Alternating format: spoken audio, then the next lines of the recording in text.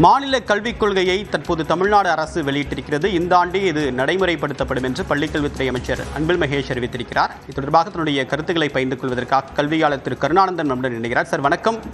இந்த கல்விக் கொள்கையில முக்கியமான அம்சங்களை தமிழ்நாடு முதலமைச்சரும் பள்ளிக்கல்வித்துறை அமைச்சரும் வெளியிட்டிருக்காங்க. உங்களுடைய முதற்கட்ட பார்வை இதுல என்ன சிறப்பு மிக்கதாக இருக்கு, என்னென்ன சவால்கள் இருக்குதுல?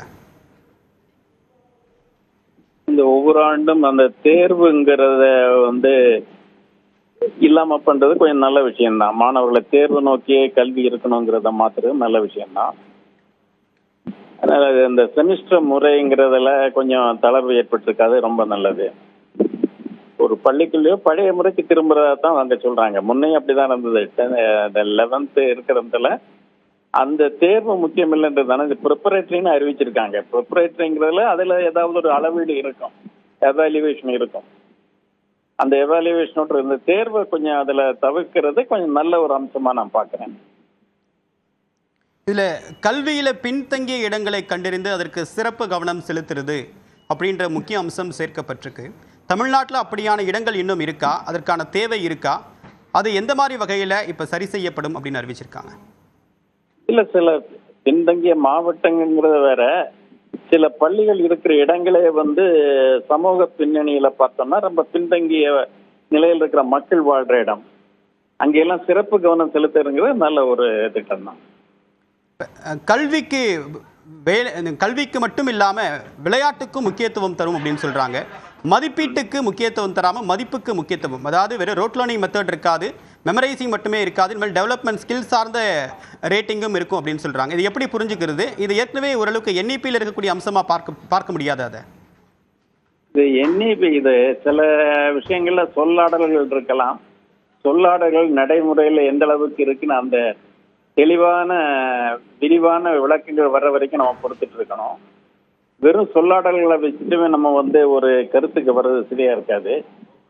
மதிப்பு மதிப்பீடு ரெண்டையும் எப்படி அவங்க பாக்குறாங்கிறதுக்கான அந்த வழிமுறைகள் நமக்கு தெரியணும்.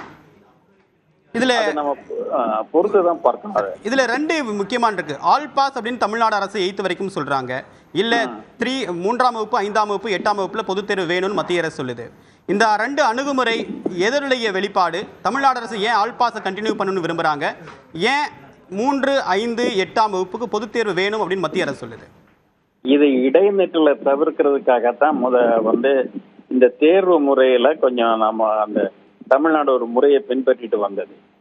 ஆனா அதுல என்ன கவனம்னா, மாணவர்கள் தேர்வு இல்லை, ஆனா அந்த கல்வி தரம் வளர்ச்சி அடையுதுங்கிறதுக்கான ஏதேனும் ஒரு நடைமுறையை கொண்டு வரணும். ஆல் பாஸ்ங்கிறது ஒண்ணு, ஆனா அந்த ஆண்டுல கல்வி ஆண்டுல போதுமான அளவுக்கு மாணவர்கள் முன்னேற்றம் அடைஞ்சுக்காங்க பார்க்கறதுக்கான ஒரு மதிப்பீடு செய்கிற ஒரு விஷயம் இருக்கு. அத செயல்முறை திட்டங்கள் வெளிவந்தா தான் நம்ம பத்தி சொல்றதுக்கு வசதியா இருக்கும். உங்களுடைய விரிவான கருத்துக்களுக்கு மிக்க நன்றி திரு கருணானந்தம் சார்.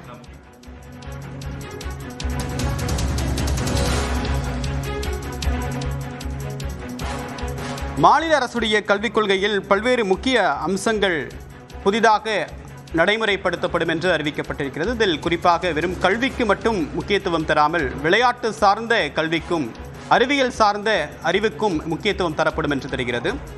அறிவியலுக்கு ஒவ்வாத எந்த ஒரு விஷயத்தையும் அனுமதிக்க மாட்டோம் என்று தமிழ்நாடு முதலமைச்சர் கூறியிருந்தார். இந்த நிலையில் தற்போது சுய சிந்தனையை ஊக்குவிக்கக்கூடிய வகையிலும் அந்த அறிவியல் திறன் சார்ந்த வளர்ச்சிக்கும் முக்கியத்துவம் கொடுக்கப்படும் என்று தெரிகிறது. 8ஆம் வகுப்பு வரைக்கும் அனைவரும் தேர்ச்சி என்ற ஒரு அம்சம் சேர்க்கப்பட்டிருந்தாலும் கூட அண்மையில் அமல்படுத்தப்பட்ட அந்த 11ஆம் வகுப்புக்கு பொதுத் தேர்வு என்ற விஷயம் இனி இருக்காது என்று தெரிகிறது. 10 மற்றும் 12ஆம் வகுப்பு மட்டுமே பொதுத் தேர்வு என்ற கொள்கையை தமிழ்நாடு அரசு எடுத்திருக்கிறது. இதில் புதிதாக ஆர்டிஃபிஷியல் இன்டெலிஜென்ஸ், டிஜிட்டலைசேஷன் இந்த மாதிரியான விஷயங்களை மாணவர்களுக்கு கற்பிக்க ஏதுவாக கட்டமைப்புகளும் ஆசிரியர்களுக்கான பயிற்சிகளும் தொடர்ந்து மேம்படுத்தப்படும் என்று தெரிவிக்கப்பட்டிருக்கிறது.